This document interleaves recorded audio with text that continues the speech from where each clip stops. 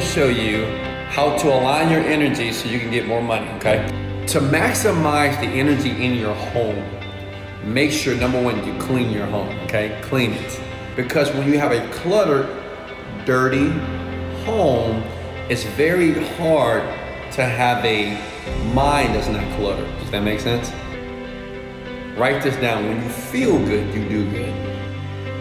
2, you have to be very clear with the amount of money that you want, and you have to be able to conceive it. Don't say, I want 100,000 tomorrow.